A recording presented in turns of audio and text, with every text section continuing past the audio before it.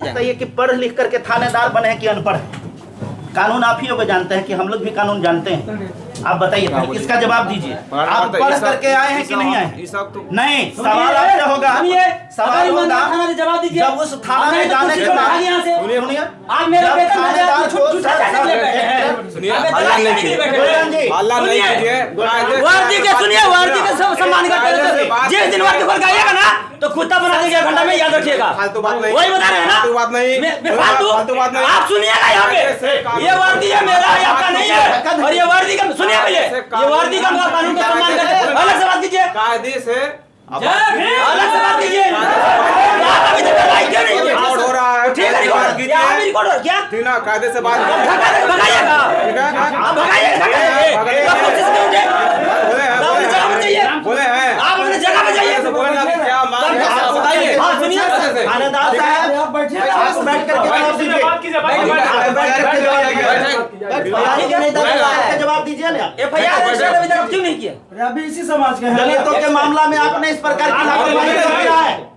Sir आप वही समाज से आते हैं, फिर इनका एफआईआर दर्ज क्यों नहीं हुआ? आपको शर्म नहीं लगता है? क्यों नहीं आता? फिर शर्म होने के बाद काहे कर आपने वैसे किया है ना? आप दलालियां करते हैं, आपने स्टार लगा है झूठा जानने के लिए। चोरी का मैटर है, बोले चोरी का मैटर है, स्थानीय थाना चोरी का मैटर करेगा। वो मारपीट गाली गलौज की बात नहीं है। ठीक है, स्थानीय थाना। एक सेकंड सर। एक चोरी का मामला में अगर दलितों के साथ में अनुसूचित जाति के साथ होगा तो अनुसूचित जाति थाना उस पर कार्रवाई नहीं करेगा।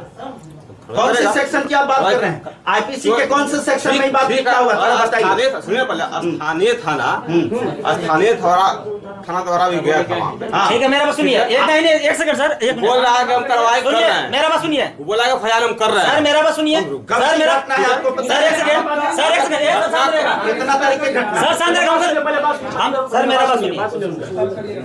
डीजीपी साहब का एक चिट्ठी निकला है, उसमें कोई भी अगर आवेदन थाना में लेके आता है, अरे भाई सुनने दीजिएगा, थाना में अगर कोई भी शोषित पीड़ित वंचित आवेदन लेकर आता है तो उसको हाथों हाथ रिसीविंग देना। डीजीपी साहब का आदेश है कि नहीं?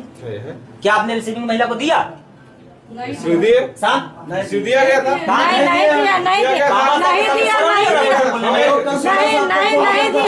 शांत रहिए ना आप लोग, बैठुआ था हमसे, सब शांत रहेगा। पहली बात सुनिए। अच्छा एक चीज और, आप एससी एसटी पूरा कानून धारा से पढ़े हैं आप? 412/24 कांड संख्या जहाँ रजिस्टर्ड हुआ है।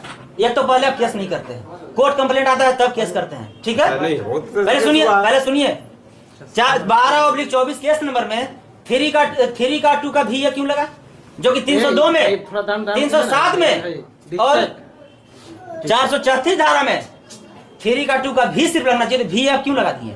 कौन सा कानून पढ़ के आए हैं? हमसे ज्यादा धारा जानते हैं। निकालिए, आपका रजिस्टर्ड है ना, निकालिए रजिस्टर्ड।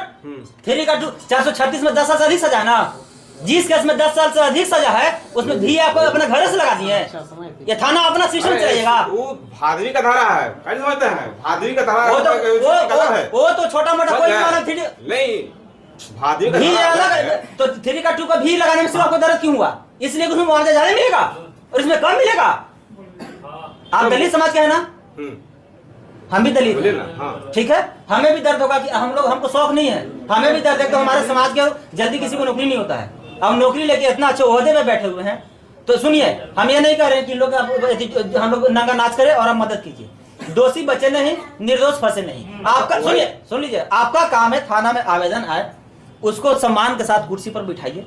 बैठाने के बाद आवेदन पर 24 घंटा के अंदर एफआईआर रजिस्टर करके एक कॉपी उनको मुफ्त में दीजिए, ठीक है? अब मामला आ गया कि एससी एसटी मामला डीएसपी सब जांच करेंगे। तो अगर केस झूठा होगा तो फॉल्स होगा, अगर सही होगा तो ट्रू होगा। तो आप अभी तक एफआईआर रजिस्टर्ड क्यों नहीं किया? अगर किए हैं तो हमको फोटो कॉपी दीजिए। ये चोरी वाला जो कर है ना, तो चोरी में 379 बनता है ना, 379 हमको दीजिए एससी एसटी लगा के। चोरी का मामला, चोरी दीजिए हमको कीजिए। स्थानीय थाना से बात हुई है, समझ गए? स्थानीय थाना भी है ना, स्थानीय थाना से बात हुई है, कल्याणपुर थाना से पूरा गाँव एफआईआर कर रहे हैं।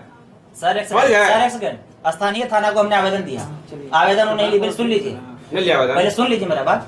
थाना स्थानीय थाना को हमने आवेदन दिया, आवेदन वो नहीं लिए। फिर हमने क्या किया कि डाक से भेज दिया, ठीक है? डाक से आवेदन ली, उस पर भी तो कोई कार्रवाई नहीं की। लेकिन एक चीज और पता होना चाहिए सर कि अगर एससी एसटी मामले में अगर कोई गैर एससी अगर थाना अध्यक्ष है मतलब ओबीसी चाहे बैकवर्ड फॉरवर्ड कोई भी हो, तो उस पर धारा 4 के तहत 25वां घंटा बनता है ना, punishment of neglect for duty, section 4 के तहत एफआईआर दर्ज नहीं होगा। तो आप एफआईआर दर्ज क्यों नहीं किए? वो तो हमको नहीं किया, स्थानीय थाना बात, वो मेरा आवेदन नहीं लिया, आवेदन नहीं लिया। अब हम ठीक है, एक सेकंड सर, वो नहीं लिया तो आप लिए, तो आप क्यों नहीं किए एफआईआर? उससे भी घटिया तो आप है और गिरा हुआ फालतू बात बनती है, फालतू नहीं बोले आप। यहाँ मलाई चाप रहे मेरा पैसा से, सरकार घरे से पैसा देता है, ये वेतन वर्दी के 10,000 महीना जो मिलता है हम लोग देते हैं, किस लिए देते हैं? हम लोग रक्षा करने के लिए ना, कि हम लोग माँ बन के लुटवाने के लिए, लुटवाने के लिए। बात क्या है समझिए पहले। मेरा एक चीज कहना है कि सुनिए सर, आप सर हैं, आप समाज के हैं, हमारा जो आवेदन उस पर एफआईआर सुसंगत धारा में, वो जो आवेदन के एफआईआर नहीं पड़ेगा, समझ गए? एफआईआर करते हैं तो हमको ये फोटो को भी दीजिए और हम लोग जाए, हमको आपसे कुछ नहीं चाहिए। चलिए, हाँ चलिए, बाहर जाइए।